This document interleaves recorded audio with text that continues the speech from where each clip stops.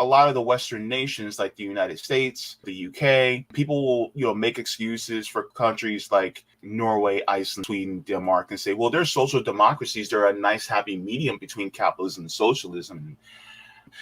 I'm like, okay, it's not a full shit sandwich. It got just a little bit of shit in it. Is that okay? Are you still going to eat it? And I'm like, just a little bit of imperialism? Is that okay? Is that fine? Just a little bit of colonialism? Just a little bit of, austerity is okay? So that it kind of, sorry, it's just, I'm just, the hamster's running the wheel in my head. So when people talk about why does Cuba have to be so militant in their socialism, in their communist beliefs, my question is, why are we compromising the will of the people for that? Why would we be so willing to do that?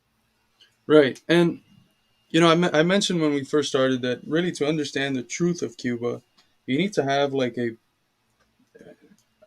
understand it, I think, concretely, comprehensively, you need to have a view of the Cuban trajectory, if you wish.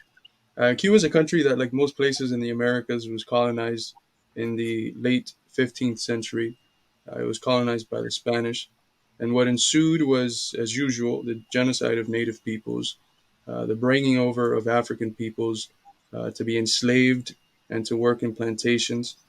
And then in the late 18th century, Cuba becomes the sugar hub of the world, which means that the vast majority of its land begins to be used for the sake of producing what was for it the most profitable commodity, was for the Spanish colonists the most profitable commodity, which was sugar and a little bit of tobacco as well. Yeah. And so you have the situation where you have a colonially forced monocropping on sugar of sugar on Cuban lands, and this goes on for the next 200 years up until the revolution. And what does that do to the Cuban soil? Well, what you see today is that 75% of Cuba's otherwise arable land is affected by soil erosion. So those are things that the revolution inherits that has nothing to do with socialism, but they're difficulties that they have to deal with. Because if they continue down the route of we're only going to produce sugar, their economy will continue to be, as it's been since the late 18th century, dependent on global fluctuation of sugar prices. So when sugar's doing good in the international market, the elites in Cuba were doing a little well. When it's doing bad, they're not. So you have that dependency on the monocropping of sugar that the revolution inherits. And then you have a dependency on trading it with the U.S. because starting from 1865, 65% of Cuban exports and trade is going to the U.S., which of course is 90 miles north from Key West. So it's the natural geographical trading partner that Cuba has as the largest power in the Western hemisphere to trade with. So these conditions then develop and intensify after the Cuban Revolutionary War at the turn of the 20th century. The U.S. gets involved through some yellow journalism. It actually tries to buy Cuba in the mid-1890s, and Spain rejects it, but it gets involved in the Cuban Revolutionary War, ends up occupying Cuba for 3 years.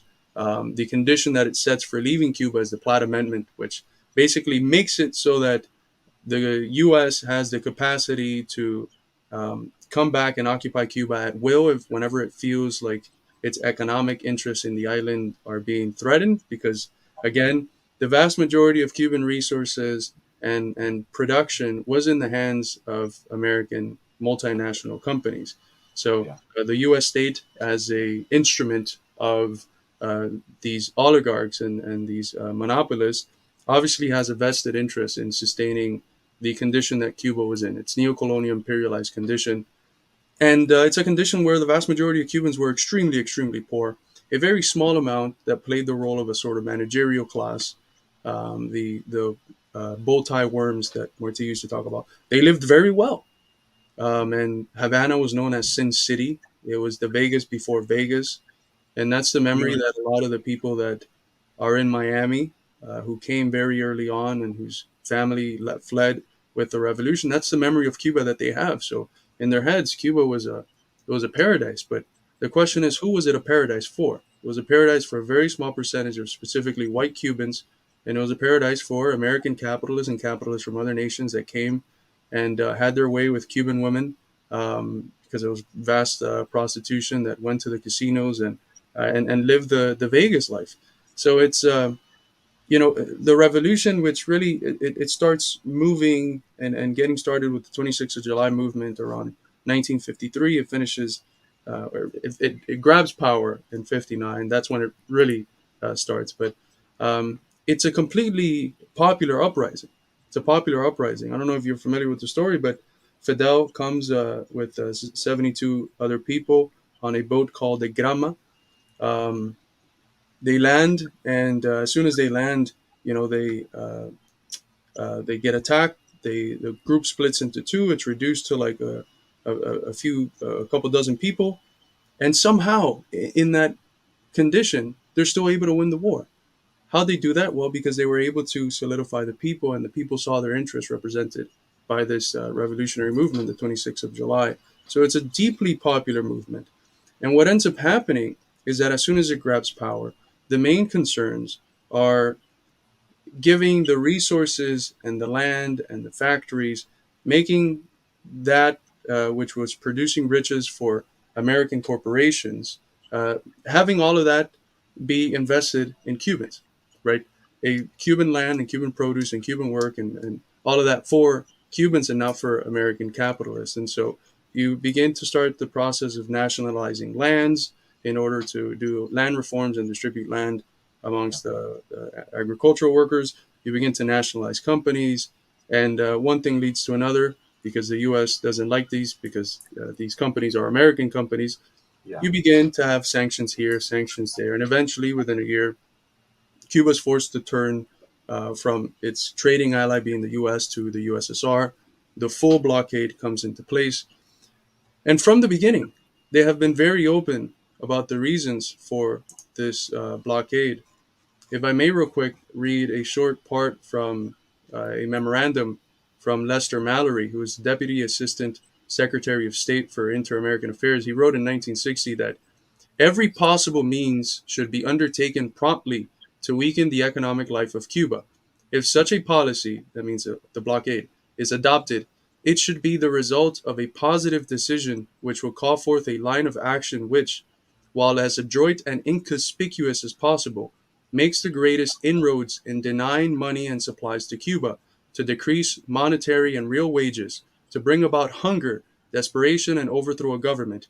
The only foreseeable means of alienating internal support is through disenfranchisement and disaffection based on economic dissatisfaction and hardship. So what are they saying there? This is an extremely popular revolution. The people are on the side of the revolution and its government.